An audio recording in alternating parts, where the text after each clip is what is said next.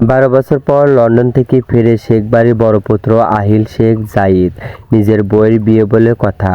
সে না আসলে হয়, তাই তো ইমার্জেন্সি ভিসা করে দেশে ফিরে আহিল।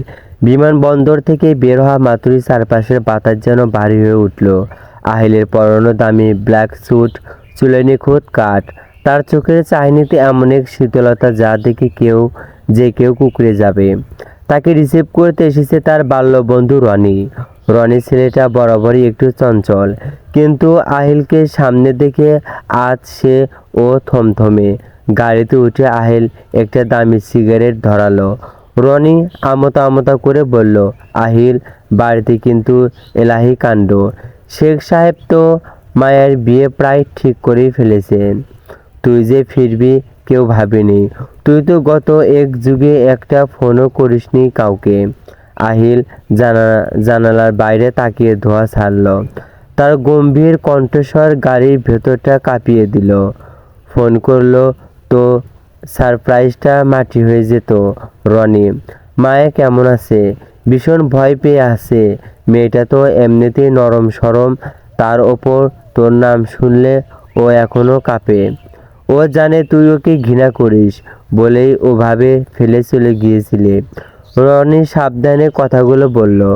আহিল একটা বাঁকা হাসি দিল। সেই হাসিতেই কোনো মমতা নেই, বরং এক ধরনের নিষ্ঠুর তৃপ্তি আছে। সে বিড়বিড় করে বলল, ভয় পাওয়া ভালো। ও যত বেশি ভয় পাবে আমার ওকে নিয়ন্ত্রণ করতে তত সুবিধা হবে। শেখভিলা বাড়ির ড্রয়িং রুমে মায়া বসে আছে। পরনে সাদা সালোয়ার কামিজ, দুই হাতে কোনো অলংকার নেই। মায়া সত্যিই খুব নরম স্বভাবের, যাকে বলে কিছুটা নেকা টাইপ। ছোট ছোট বিষয় কেঁদে ফেলে। বড়দের কথার অবাধ্য হতে পারে না। হঠাৎ বাইরে একটা কালো মার্সিডিজ এসে থামলো। বাড়ির কাজের লোকগুলো ভয়ে ভয়ে এদিক ওদিক ছোটাছুটি শুরু করেছে। মায়ের বুকের ধুকপুকানি বেড়ে গেল। সে জানে এই গাড়িতে যে মানুষটা বসে আছে সে কোনো সাধারণ মানুষ নয়। সে এমন এক বিভাষিকা যে 12 বছর আগে তাকে জোর করে নিজের নামে করে নিয়েছিল। দরজা ঠেলে ভেতরে ঢুকলো আহিল শেখ জাইদ।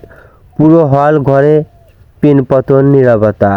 আহিলের জুতো ঠোকার শব্দটা মায়ের হৃৎপিণ্ডে হাতুড়ির মতো পড়ছে। মায়া আড়ো চোখে একবার আহিলের দিকে তাকাতেই সাথে সাথে চোখ নামিয়ে নিল। আহিল আগের চেয়ে অনেক বেশি লম্বা, চওড়া আর সুদর্শন হয়ে গেছে। আহিল মায়ের একদম কাছে এসে দাঁড়ালো। নিচু হয়ে মায়ের কানের কাছে মুখ নিয়ে ফিসফিস করে বলল, শুনলাম খুব শীঘ্রই নাকি পর হতে চলেছে। আমার অনুমতি নিয়ে তো? মায়ের ঠোঁট দুটো কাঁপছে। সে একটা শব্দও করতে পারছে না। শুধু তার দু চোখ বেয়ে 2 ফোঁটা জল গড়িয়ে পড়ল। আহিলার তার আঙ্গুল দিয়ে মায়ের সে চোখের জল মুছে দিল, কিন্তু স্পর্শটা মেলায়েম ছিল না, ছিল এক ধরনের অধিকার বোধের রক্ষতা। সে সোজা হয়ে দাঁড়িয়ে রনিকে বলল, রনি, মায়ের হবু বরের নামটা যেন কি বলল? ওকে বলো আহিল শেখ জাইদ। যেটা নিজে বলে দাবি করে সেটা ছোঁয়ার ক্ষমতা এই দুনিয়ায় কারো নেই।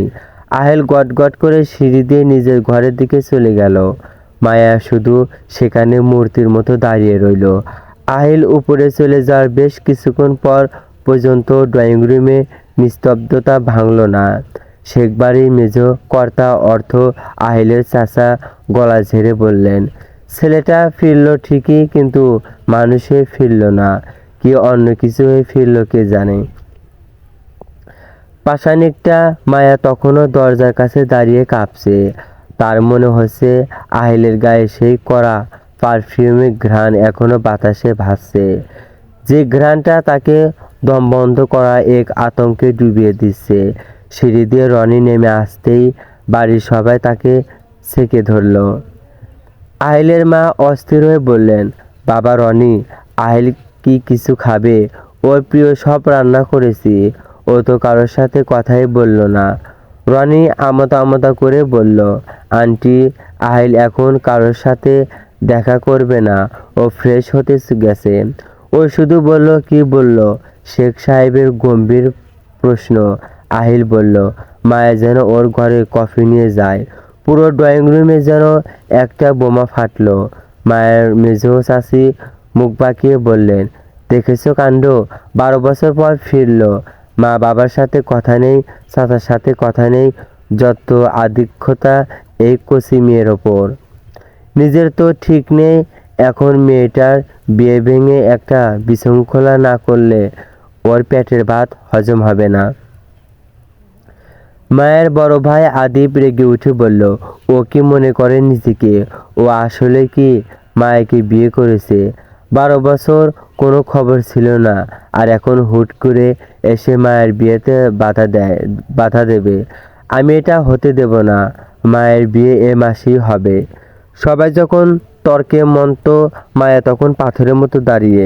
সে জানে আহিলের হুকুম অমান্য করার সাহস এই বাড়ির কারো নেই।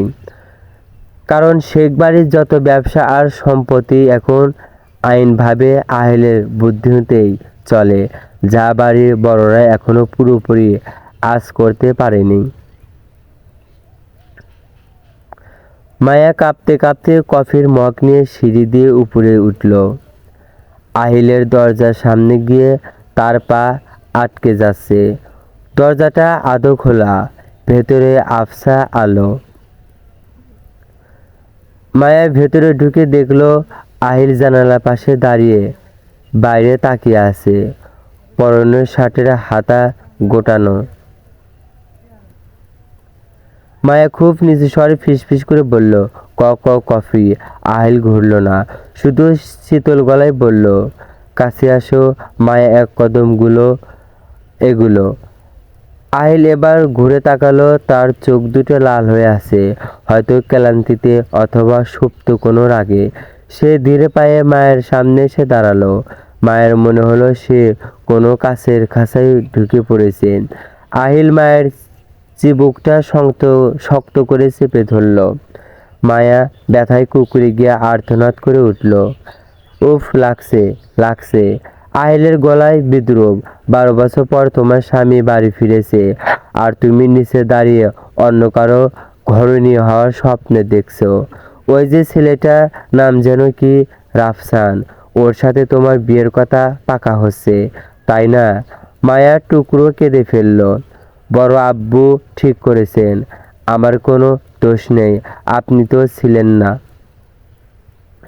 আপনি তো চলে গিয়েছিলেন। আহিল মায়ের আরো কাছে ঝুঁকে এলো। তার নিঃশ্বাস মায়ের কপালে লাগছে।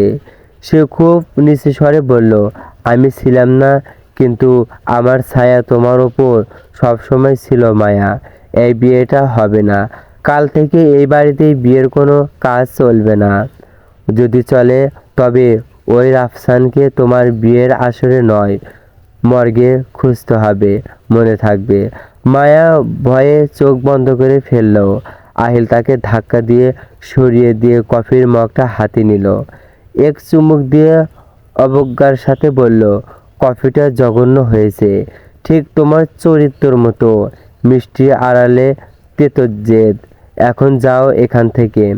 মায়া ডলতে ডলতে ঘরে থেকে বেরিয়ে এলো। সে বুঝতে পারছে না আহিল তাকে কেন আটকে রাখতে চায়। সে তো আহিলের কেউ নয়, নাকি 12 বছর আগে সেই জোর করে করা বিয়েটা এখনো আহিলের কাছে বৈধ। নিচে তখন ওই বিয়ের শপিং আর কার্ড ছাপানোর লিস্ট নিয়ে সবাই ব্যস্ত। কেউ জানে না ওপরতলায় বসে এক দানব ইতিমধ্যে সব ছক ওলটপালট করে দিয়েছে। যদি গল্পটি ভালো লাগে অবশ্যই কমেন্টে জানিয়ে দেবেন। আপনাদের কমেন্ট পেয়ে গেলে পরবর্তী পার্ট দুটো আপলোড করার চেষ্টা করব। চ্যানেলটি সাবস্ক্রাইব করবেন, যদি ভালো লাগে ভিডিওটি শেয়ার করবেন, চলবে।